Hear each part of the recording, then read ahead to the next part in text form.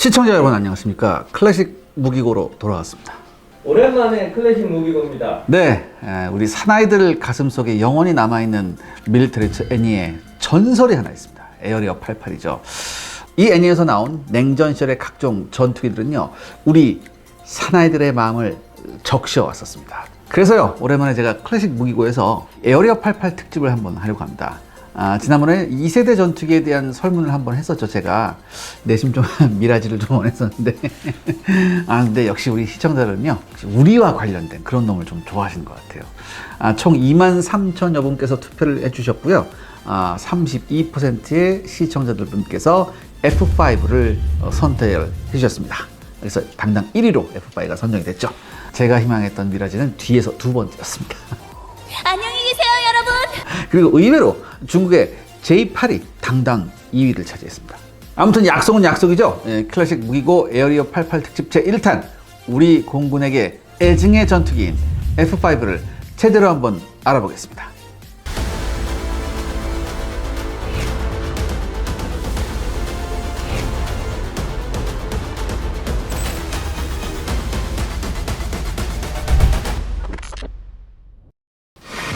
자, 일단 F5 어떻게 나오게 됐나요?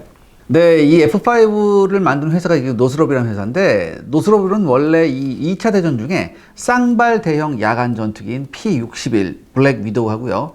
2차 대전 후 본격적인 야간 전투기로서 북미 대륙의 방공 임무를 담당한 F-89 스콜피온과 같은 대형 전투기를 주로 제작하던 곳이었습니다. 노스롭사가 경전투기에 대해서 관심을 갖게 된 것은요, 미 공군이 야심적으로 추진한 센츄리 시리즈를 통해서 실력을 인정받고 있는 에드거 슈미트를 1952년 12월에 부사장으로 스카우트하면서부터예요. 에드거 슈미트 역시 노스 아메리칸사를 비롯한 경량 전투기를 무시하는 기존 메이커와 결별하는 그런 과정이 있었거든요. 그래서요, 에드거 슈미트를 중심으로 한 노스롭 기술진은요, N102라는 새로운 개념의 경전투기를 기획했습니다. 이게 일종의 벤처 비즈니스였어요. 아무튼 여기에 뛰어든 에드거 슈미트는요, 이미 P-51 무스탕 전투기하고 미국 최초의 후퇴익 제트 전투기인 F-86 세이버 전투기를 개발한 굉장히 유명한 엔지니어였어요. 이 에드거 슈미트는요, 당시 유행하던 대형 전투기의 흐름에 대해서 한번 되돌아봤죠. 그러면서 이게 맞는 컨셉일까? 이렇게 생각했었습니다. 그리고 나서 소형 경량이면서 보다 강한 추력의 엔진을 조합시키는 데 컨셉을 잡았습니다. 특히 한국전쟁 당시 자신이 개발한 F-86 세이버 전투기가 의외의 적수인 미그 15 전투기에 고전하는 것에 굉장히 큰 충격을 받았었습니다. 이렇게 해서 이 사람이 첫 번째 설계한 게 바로 N102 팽이었습니다. 이 N102 팽은요, 외형이나 설계 사상이 우리가 알고 있는 F5와는 전혀 다른 기체였습니다. 한마디로 N101은요, 소형 경량 전투기의 실현 가능성을 검토하는 기체였죠. 하지만 당시 미 공군은요, 대형 기체에 미사일을 잔뜩 싣는 그런 전투기에 관심이 있었습니다. 또한 미사일 만능주의에 빠져 있어서요, 기동성을 필요로 하는 제트 전투기끼리의 공중전은 더 이상 일어나지 않을 것이라고 생각했죠. 그렇기 때문에 이 N102를 철저하게 외면했습니다. 그렇기 때문에 이 N102를 단념해야 했던 노스롭사는요, 눈을 해외로 돌려서 나토나 시토 혹은 센토 국가들이 보유하고 있던 1세대 제트 전투기를 대체할 새로운 전투기에 대해서 검토를 시작했습니다. 여러분 여기서 나토는 아실 거고요. 그 다음에 시토는 조금 생소할 텐데, 이 시토라는 건 뭐냐면 동남아시아 조약기구였어요. 예전에 이게 있었다고요. 나토하고 똑같이. 그 다음에 센토도 있었어요. 이 센토는 뭐냐면 중앙조약기국, 다시 말해서 이란, 파키스탄, 튀르키예가 포함되어 있는 그 동맹기구였어요. 그러니까 뭐 그냥 대륙별로 다 있었어요. 예전엔 이런 게. 아무튼 1954년 노스롭사는 기술자들을 세계 각국에 파견합니다. 그래서 데이터를 수집했죠. 그래서 분석을 해보니까 각국에서 필요로 하는 전투기는 알맞은 성능의 가격이 저렴하며 정비가 용이하고 신뢰성이 높고 짧은 활주로에서도 이착륙이 가능한 전투기가 필요하다는 그런 결론에 다다릅니다. 이런 컨셉은요, 당시 미 공군이 개발 중이던 기체번호 100번대의 센츄리 시리즈와는 전혀 성격이 다른 그런 전투기였어요. 그래서 노스롭사는 깜짝 놀랐죠. 지금 세계 각국은 이런 걸 원하는구나. 또한 중소국가에서 보유하고 있는 제1세대 제트 전투기가 노후화되어서 대체제가 시급했습니다. 하지만요, 이 센츄리 시리즈는 가격이 굉장히 비쌌거든요. 그래서 이 가격 비싼 센츄리 시리즈로는 낡은 전투기들을 1대1로 교체하기가 굉장히 어렵다는 점도 파악합니다. 따라서 노스롭사는 1955년 초부터 새로운 구상의 신세대 경량 전투기를 개발하기 시작합니다. N102의 구조를 변경시킨 N156 계획이 시작된 거였죠.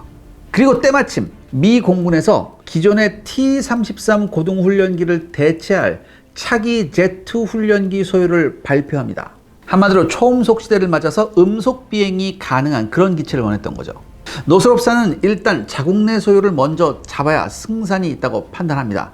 그래서 N156 계획을 초음속 제트 훈련기로 만든다는 계획으로 방향을 수정하죠.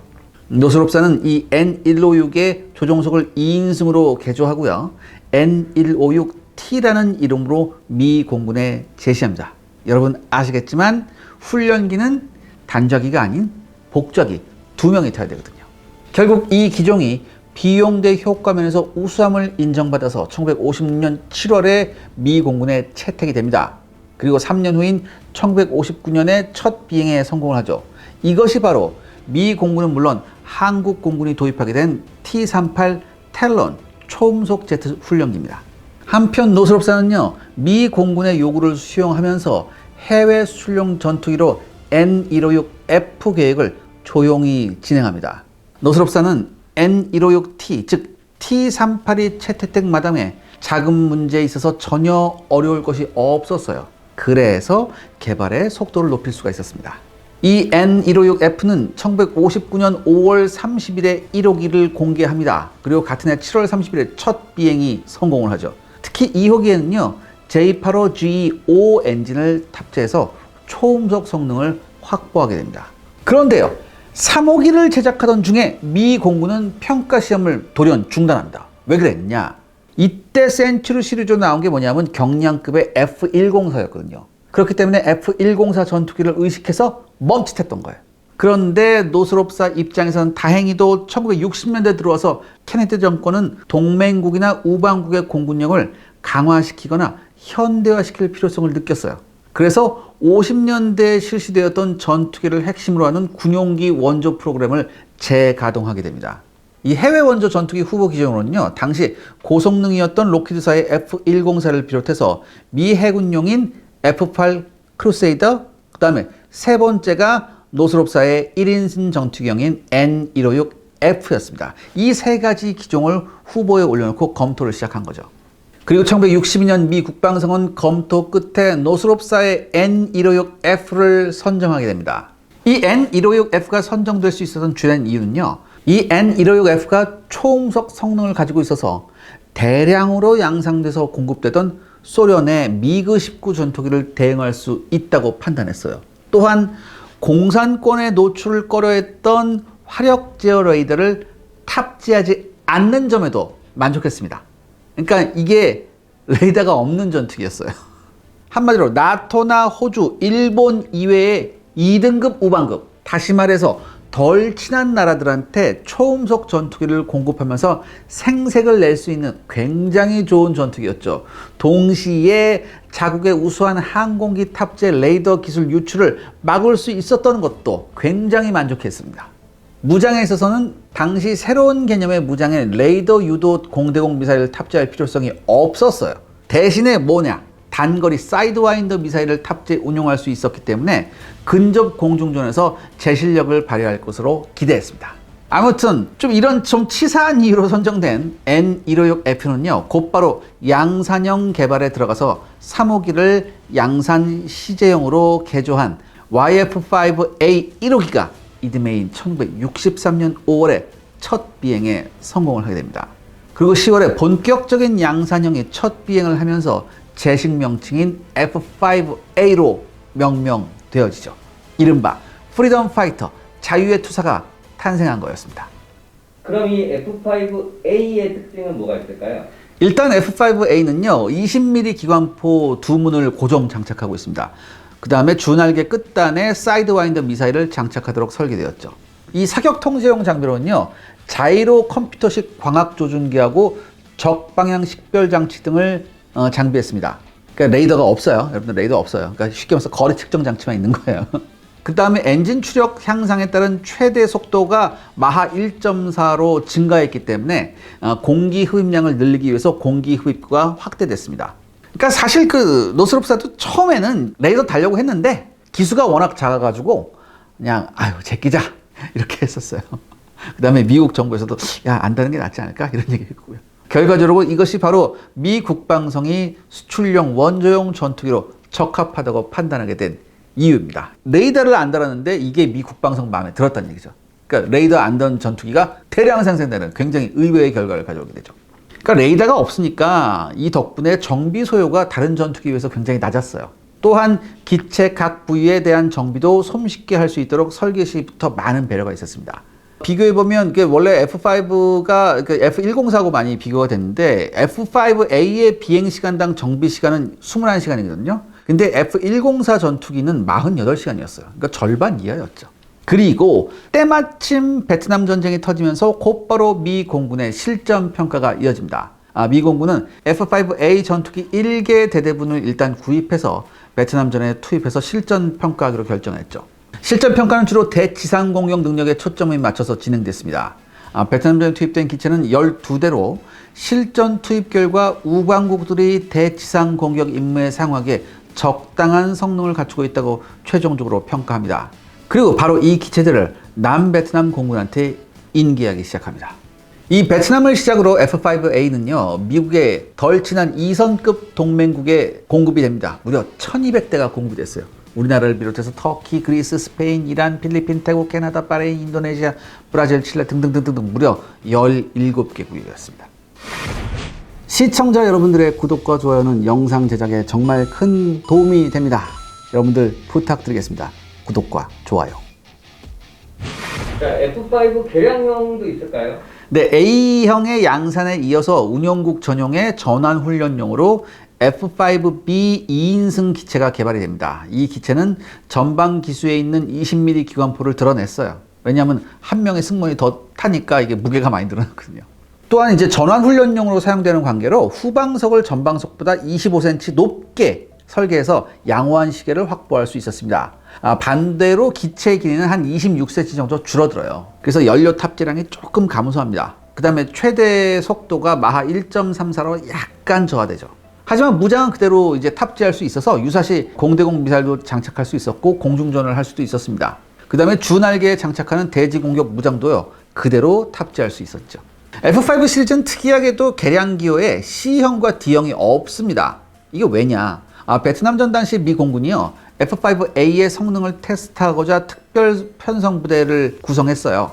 그 다음에 이걸 운영하면서 기존의 F5A를 약간 개조해서 투입했습니다. 이른바 이게 스코시 타이거라고 하는데 이게 왜 스코시 타이거냐? 스코시 타이거 부대였거든요. 그래서 스코시 타이거 부대에서 운영하는 F5A를 스코시 타이거라고 했어요. 근데 요거를 약간 개조를 했거든요. 그러니까 어떤 개조였냐면은 공중급유 프로브를 장착하고 엔진 아래에 장갑판을 설치했었어요. 이게 간단한 개조였는데 미 공군은 이 12대의 스코시 타이거의 테스트를 마친 뒤에 엔진을 J85GE15로 개량한 C형을 계획했었지만 비용 문제로 취소했어요. 그리고 그 다음에 나온 것이 F5 시리즈의 끝판왕 F5EF였습니다. F5EF형이 왜 나왔나요? 이게 배경이요. 이제 1970년대에 접어들면서 소련이 대량 생산한 전투기가 있었어요. 그게 뭐냐? 미그 21이었어요. 이 미그 21이 새로운 부담으로 다가왔다는 얘기지. 그래서 미 국방성은 F5A의 후속기 개발을 추진합니다. 그리고 그간 베트남전 및 인도 파키스탄 전쟁 그리고 제3차 중동 전쟁을 통해 공중전과 지상 공격의 양상이 변화해서 F5A 전투기의 후속기는 무장 장착 능력 향상과 역시 뭐가 필요하다? 레이더가 필요하다는 그런 결론에 도달합니다. 그래서 로키드사의 F104 발전형인 CL1200 랜서, 그 다음에 보트사의 F8 전투기의 발전형인 V1000, 그리고 노스롭사는 F5A 전투기의 엔진을 교체한 F521을 내놓고 이 세 기종이 경합하게 됩니다. 그리고 결과는 간단하게 F521이 선정이 돼요. 그래서 1969년 초에 본격적인 개발이 시작됐고 우선 F5B 복좌기를 시험용 기체로 지정하고 여기에 추력이 향상된 J85GE21 엔진을 탑재합니다. 그리고 3월 28일에 첫 비행에 성공을 하죠. 그러니까 이 첫 비행이 성공하자 곧바로 제식 명칭이 주어지고 빠른 속도로 개발이 됩니다. 특히 이 교체된 J85G21 엔진 추력은요, A형보다 22.7%나 추력이 향상된 거였어요. 그래서 최대 속도가 마 1.6까지 나왔습니다. 그리고 엔진의 크기가 늘어났기 때문에 중앙동체 부분을 재설계했고요. 공기 흡입기도 더 크게 설계했습니다. 동체 전체 길이는요, 연료 탱크 용량을 늘리기 위해서 38.1cm 연장했습니다. 이것 때문에 285리터의 연료를 추가로 탑재할 수 있었죠. 그리고 기체 증량이 증가함에 따라서 주날개의 면적도 증가하게 됩니다. 이 F5E형에는요, 제한적이나마 천천후형 화력 제어 레이더를 새로이 탑재했습니다. 그러니까 이제 레이더가 들어간 거예요. 근데 이 탑재된 레이더도 어느 정도 수준이었냐? 37km 앞에 대형 비행 물체를 탐지할 수 있는 그런 정도였어요. 이게 에머슨사의 AN/APQ-153 레이더인데 아무튼 이건 없는 것보다는 나은 수준이죠. 없는 것보다는 낫다. 그리고 이 레이더는요, 단거리 적외선 유도 미사일하고 20mm 기관포 발사 정보를 조종석 레이더 스코프에 표시할 수 있었어요. 또한 F5E에는요, 비행 중 중앙 비행 정보 컴퓨터의 신호에 따라서 앞전 플랩 타고 뒷전 플랩의 각도를 조절하는 그런 공중전 플랩이 채택이 됩니다. 그리고 곧 이어서 복좌형인 F5F가 등장했죠. 이 복좌형인 F5F는요, 74년 9월에 첫 비행했고요, 2인 승인 관계로 동체 길이가 또 늘어납니다. 1.08m로 또 늘어났어요. 그 다음에 후방석 승무원 때문에 무게를 줄이기 위해서 20mm 기관포 두 문이 있었잖아요. 근데 이 한 문을 드러내요. 대신 외부 공기를 흡입해서 전자장비를 식히는 그런 흡입관을 부착하죠. 그런데요, 이 F5EF는 후기형이 또 있어요. 이 F5EF의 후기형의 가장 큰 특징은 뭐냐? 이 레이더가 조금 더 좋은 걸로 바뀌어요. AN/APQ-159라고 해서 탐지 거리가 원래 37km였잖아요. 저 앞에 게 이게 2배로 늘어난 거. 약 한 80km로 늘어난 그런 개량된 레이더가 이제 탑재가 됩니다. 또한 오토 플랩이 적용됐고요. 이 오토 플랩은 비행 속도에 따라서 자동으로 날개 플랩이 움직여서 공중 기동력을 높여줄 수 있었습니다. 이 한국 공군의 제공호가 바로 여기에 해당하는 기체였죠. 제공 얘기는 제가 잠시 후에 다시 해드리겠습니다. 자, 그럼 실전에서 F5는 어땠나요? 먼저 F5A부터 말씀드릴게요. 이 F5A 전투기는 1965년 10월 23일부터 10년 후인 1975년 4월 29일까지 베트남 전쟁에 참가했습니다. 그러니까 베트남전 전 기간 동안 사용된 제트 전투기로선 유일한 존재였어요. 베트남전 초기에는요, 스코시 타이거 프로젝트로서 1965년 10월 23일부터 12월 말까지 제1단계 실전 테스트가 있었습니다. 1600소티의 20mm 탄약 60만 발, 폭탄 1411톤을 사용했고요. 3000개소 이상의 북베트남 건물, 창고, 트럭, 대공포 진지 등을 파괴했습니다. 이어서 1966년 1월부터 2월 1일까지 다낭에서 실시된 제2단계에서는요, 1950소티를 기록했어요. 공중 초계와 다낭 주변의 폭격과 라오스의 호지민 루트 공격에 참가했습니다. 하지만 이 기간 중에 북베트남과의 평화협정이 진행되면서 미국이와의 대결은 벌어지지 않았습니다. 마지막으로 제3단계는 2월에서 3월에 걸쳐서 비엔호아에서 실시됐고요. 2000소티 이상 출격을 했습니다. 그리고 1년의 실전 시험 결과 F5A는요, F100D보다 피탄 시 생존성이 높다는 점이 확인됐습니다. 또한 정비성 가동률 또한 양호한 것으로 판명됐죠. 하지만 무장 탑재량이 F4C, F100D, F104C 등의 절반에 불과하다는 그런 문제점이 드러납니다. 또한 간이 비행장에서의 운용도 부적합했고요. 무엇보다 무장 투하 장치의 결함이 발견됐습니다. 그리고 M39 20mm 기관포가 자주 고장을 일으키는 그런 문제점도 여기서 파악이 됐죠.